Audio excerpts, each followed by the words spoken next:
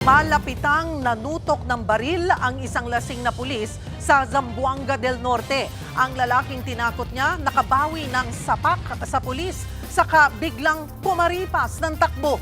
Narito ang frontline report. Kuha sa CCTV na ito ang dalawang lalaki sa tapat ng isang tindahan sa Dapitan City, Zamboanga del Norte nitong linggo ng gabi. Maya-maya lang, biglang dumating ang susuray-suray na lalaking si alias Lino at agad niyang binunot ang baril sa kanyang pantalon. Nilagyan niya pa ito ng magazine at nang ikinasa, kinumpronta nito ang lalaking umupo na si alias Jose. E-exit na sana ang nakaputing t-shirt na lalaki pero bumalik pa siya para sana umawat. Tuloy lang sa pag-uusap ang dalawa. Hanggang sa tinutukan na ni Lino ng baril sa ulo si Jose. Wala pang isang minuto, sinabunutan din niya ito at tinutukan ulit. Nagpambuno ang dalawa hanggang sa nahulog na sa upuan si Jose. Maya-maya lang din, isinukbit ulit ni Lino ang baril pero sumisigaw pa rin siya sa galit.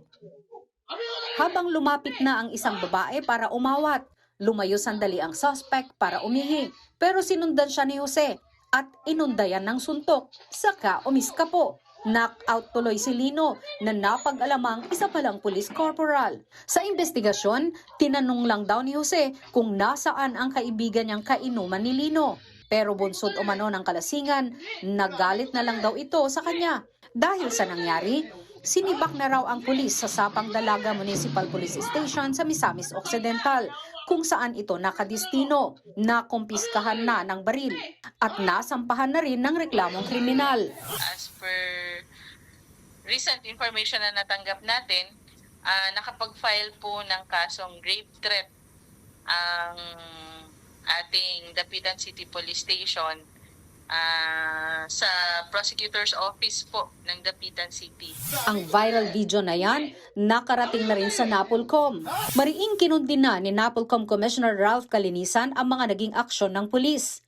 Hindi raw katanggap-tanggap ang irresponsableng ginawa nito. Kawalan daw ito ng professionalism at disiplina. Kaya naman, nakipag-ugnayan na ang NAPOLCOM sa PNP para magtuloy-tuloy ang kaso. Iniimbestigahan na rin ng NAPOLCOM ang insidente. Nagbabalita mula sa Frontline, Margie Bentulan, News 5. Mga kapatid, Cheryl Cosing po. Maging maalam at may pakialam sa mga napapanahong issue at headlines. Mag-follow at mag-subscribe na sa social media pages ng News 5.